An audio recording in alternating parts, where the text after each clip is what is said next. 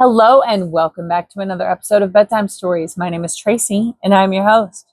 Tonight we are reading chapter 20 of The Son of Tarzan, book 4 in the Tarzan series by Edgar Rice Burroughs. Now, before I get started on this chapter, I need to ask you some very serious questions. Have you gone pee in the potty yet?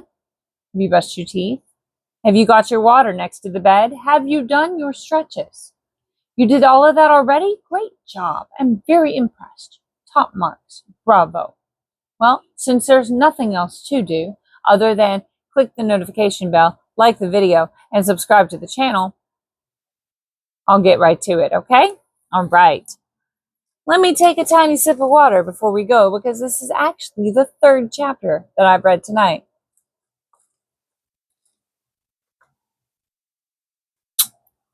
Little peek behind the scenes. Chapter 20. It was still dark when the Honorable Morrison Baines set forth for the trysting place. He insisted upon having a guide, saying that he was not sure that he could find his way back to the little clearing. As a matter of fact, the thought of that lonely ride through the darkness before the sun rose had been too much for his courage, and he craved company. A black, therefore, preceded him on foot. Behind and above him came Korak, whom the noise in the camp had awakened. It was 9 o'clock before Baines drew rein in the clearing. Meriem had not yet arrived. The black lay down to rest. Baines lolled in his saddle. Korak stretched himself comfortably upon a lofty limb, where he could watch those beneath him without being seen. An hour passed. Baines gave evidence of nervousness.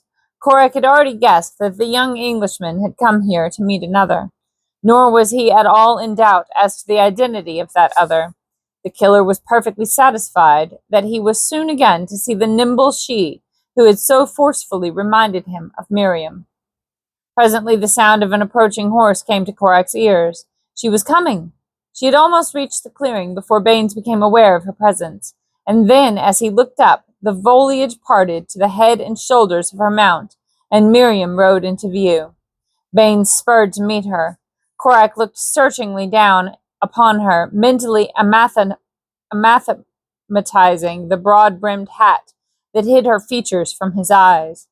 She was abreast the Englishman now. Korak saw the man take both her hands and draw her close to his breast. He saw the man's face concealed for a moment beneath the same broad brim that hid the girl's. He could imagine their lips meeting, and a twinge of sorrow and sweet recollection combined to close his eyes for an instant in that involuntary muscular act with which we attempt to shut off from the mind's eye harrowing reflections. When he looked again, they had drawn apart and were conversing earnestly.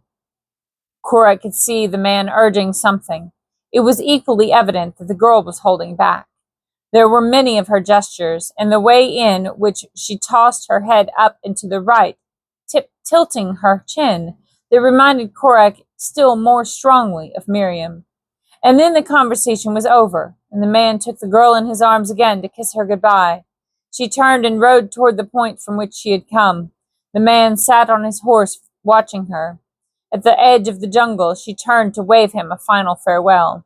"Tonight," she cried, throwing back her head as she called the words to him across the little distance which separated them, throwing back her head and revealing her face for the first time to the eyes of the killer in the tree above. Korak started as though pierced through the heart with an arrow. He trembled and shook like a leaf. He closed his eyes, pressing his palms across them, and then he opened them again and looked, but the girl was gone. Only the waving foliage of the jungle's rim marked where she had disappeared. It was impossible. It could not be true. And yet, with his own eyes, he had seen his Meriem, older a little, with figure more rounded by nearer maturity, and subtly changed in other ways, more beautiful than ever, yet still his little Meriem. Yes, he had seen the dead alive again. He had seen his Meriem in the flesh. She lived. She had not died. He had seen her. He had seen his Meriem in the arms of another man. And that man sat below him now, within easy reach. Korak, the killer, fondled his heavy spear. He played with the grass rope dangling from his G-string. He stroked the hunting knife at his hip, and the man beneath him called to his drowsy guide, bent the rein to his pony's neck, and moved off toward the north. Still sat Korak, the killer, alone among the trees. Now his hands hung idly at his sides. His weapons and what he had intended were forgotten for the moment. Korak was thinking. He had noted that subtle change in Meriem. When last he had seen her, she had been his little half-naked Mangani, wild, savage, and uncouth. She had not seemed uncouth to him then, but now, in the change that had come over her, he knew that such as she had been, no more uncouth than he, and he was still uncouth. In her had taken place the change. In her he had just seen a sweet and lovely flower of refinement and civilization, and he shuddered as he recalled the fate that he himself had planned for her, to be the mate of an ape-man, his mate in the savage jungle. Then he had seen no wrong in it, for he had loved her, and the way he had planned had been the way of the jungle which they two had chosen as their home. But now, after having seen the Meriem of civilized attire, he realized the hideousness of his once cherished plan, and he thanked his God that chance and the blacks of Kavudu had thwarted him. Yet he still loved her, and jealousy seared his soul as he recalled the sight of her in the arms of the dapper young Englishman. What were his intentions toward her? Did he really love her? How could one not love her? And she loved him. Of that Korak had ample proof. Had she not loved him, she would not have accepted his kisses. His Meriem loved another. For a long time he let that awful truth sink deep, and from it he tried to reason out his future plan of action. In his heart was a great desire to follow the man and slay him, but ever there rose in his consciousness the thought, she loves him. Could he slay the creature Meriem loved? Sadly, he shook his head. No, he could not. Then came a partial decision to follow Meriem and speak with her. He half started, then glanced down at his nakedness, and was ashamed. He, the son of a British peer, had thus thrown away his life, had thus degraded himself to the level of a beast, that he was ashamed to go to the woman he loved and lay his love at her feet. He was ashamed to go to the little Arab maid who had been his jungle playmate, for what had he to offer her? For years, circumstances had prevented a return to his father and mother, and at last pride had stepped in and expunged from his mind the last vestige of any intention to return. In a spirit of boyish adventure, he had cast his lot with the jungle ape. The killing of the crook in the coast inn had filled his childish mind with terror of the law and driven him deeper into the woods. The rebuffs that he had met at the hands of men, both black and white, had had their effect upon his mind, while yet it was in a formative state and easily influenced. He had come to believe that the hand of man was against him, and then he had found in Meriem the only human association he required or craved. When she had been snatched from him, his sorrow had been so deep that the thought of ever mingling again with human beings grew still more unutterably distasteful. Finally, and for all time, he thought, the die was cast. Of his own volition, he had become a beast he had lived, a beast he would die. Now that it was too late, he regretted it. For now Meriem, still living, had been revealed to him in the guise of progress and advancement that had carried her completely out of his life. Death itself could not have further removed her from him. In her new world, she loved a man of her own kind, and Korak knew that it was right. She was not for him, not for the naked savage ape. No, she was not for him, but he was still hers. If he could not have her and happiness, he would at least do all that lay in his power to assure happiness to her. He would follow the young Englishman. In the first place, he would know that he meant Meriem no harm, and after that, though jealousy wrecked his heart, he would watch over the man Meriem loved, for Meriem's sake. But God help that man if he thought to wrong her. Slowly he aroused himself. He stood erect and stretched his great frame, the muscles of his arms gliding sinuously beneath his tanned skin as he bent his clenched fists behind his head. A movement on the ground beneath caught his eye. An antelope was entering the clearing. Immediately Korak became aware that he was empty. Again he was a beast. For a moment love had lifted him to sublime heights of honor and renunciation. The antelope was crossing the clearing. Korak dropped to the ground upon the opposite side of the tree, and so lightly that not even the sensitive ears of the antelope apprehended his presence.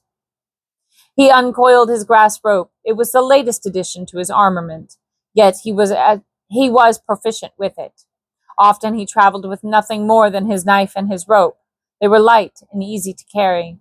His spear and bow and arrows were cumbersome, and he usually kept one or all of them hidden away in a private cache. Now he held a single coil of the long rope in his right hand and the balance in his left.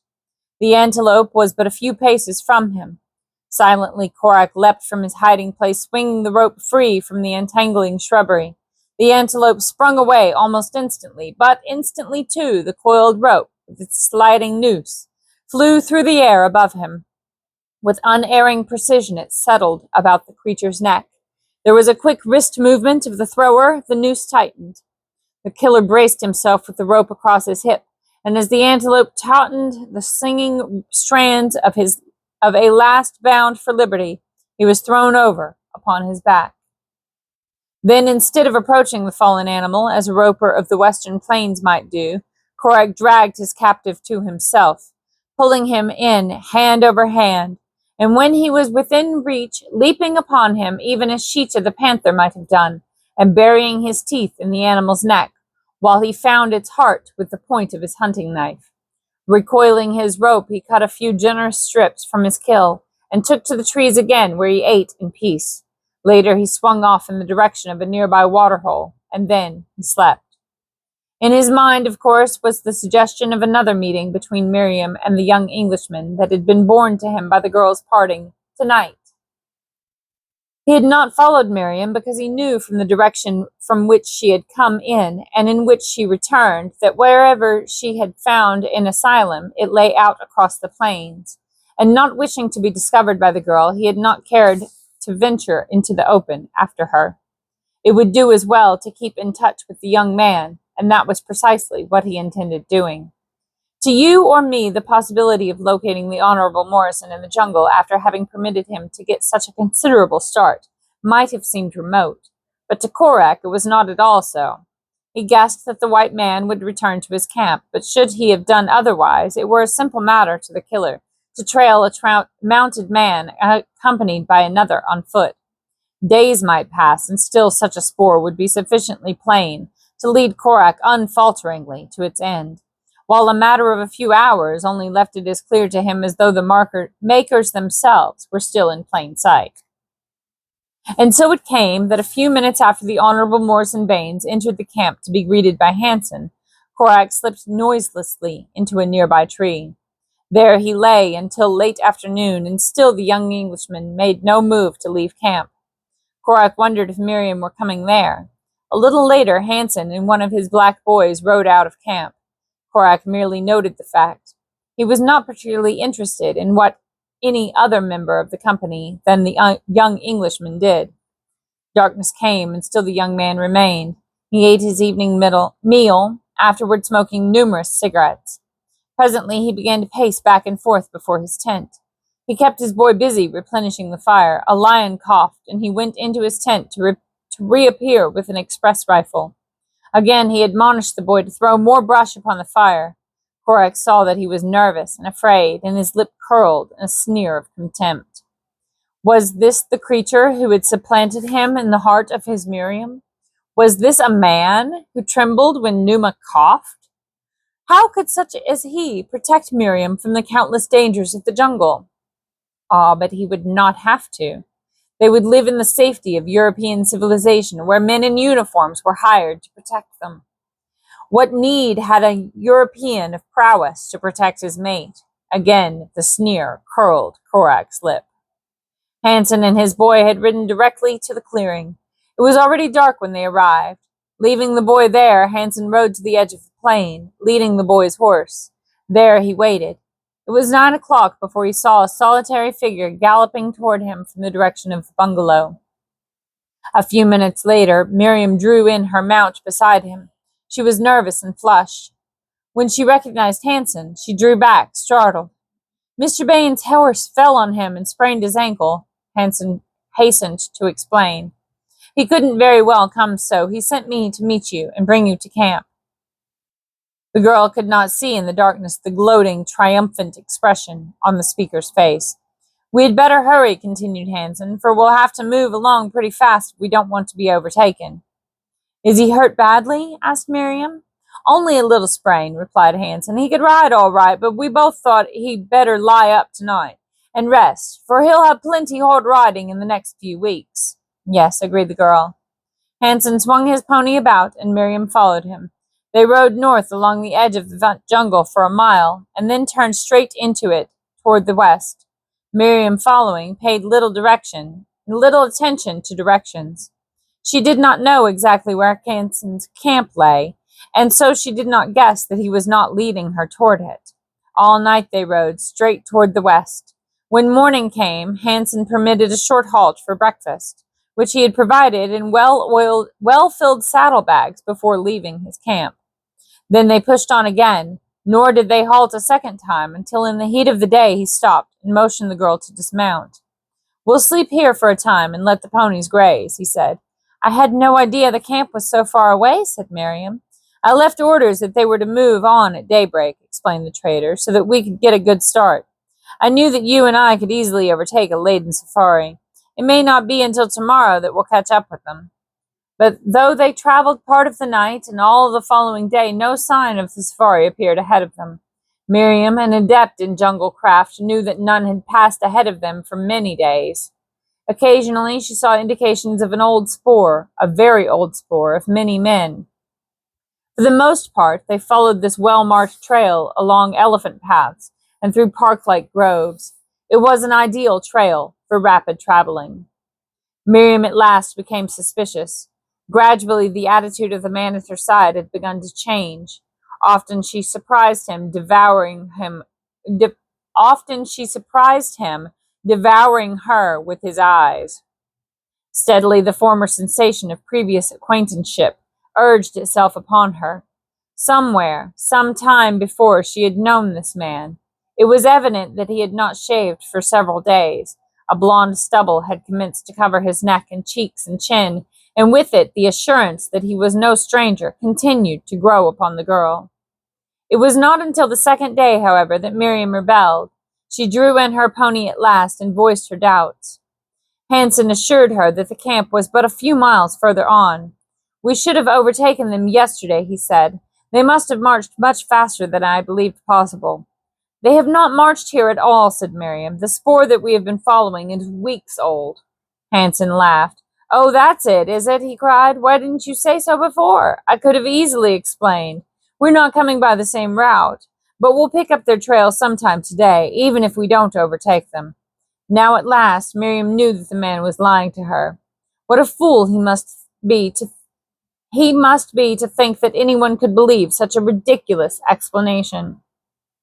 Who was so stupid as to believe that they could have expected to overtake another party, and that he had certainly assured her that momentarily he expected to do so when the party's route was not to meet theirs for several miles yet. She kept her own counsel, however, planning to escape at the first opportunity when she might have a sufficient start of her captor, as she now considered him, to give her some assurance of outdistancing him. She watched his face continually when she could, without being observed. Tantalizingly, the placing of his familiar features persisted in eluding her. Where had she known him? Under what conditions had they met before she had seen him about the farm of Juana? She ran over in her mind all the few white men she ever had known. There were some who had come to her father's douar in the jungle. Few, it is true, but there had been some. Ah, now she had it. She had seen him there. She almost seized upon his identity, and then, in an instant, it had slipped from her again. It was mid-afternoon when they suddenly broke out of the jungle upon the banks of a broad and placid river. Beyond, upon the opposite shore, Meriem described a camp surrounded by a high thorn boma. "Here we are at last," said Hansen. He drew his revolver and fired in the air. Instantly the camp across the river was astir. The black men ran down the river's bank. Hansen hailed them, but there was no sign of the Honorable Morrison Baines. In accordance with their master's instructions, the blacks manned a canoe and rowed across. Hansen placed Meriem in the little craft and entered it himself, leaving 2 boys to watch the horses, which the canoe was to return for and swim across to the camp side of the river. Once in the camp, Meriem asked for Baines. For the moment, her fears had been allayed by the sight of a camp, which she had come to look upon as more or less a myth. Hansen pointed toward the single tent which stood in the center of the enclosure. "There," he said, and preceded her toward it. At the entrance, he held the flap aside and motioned her within.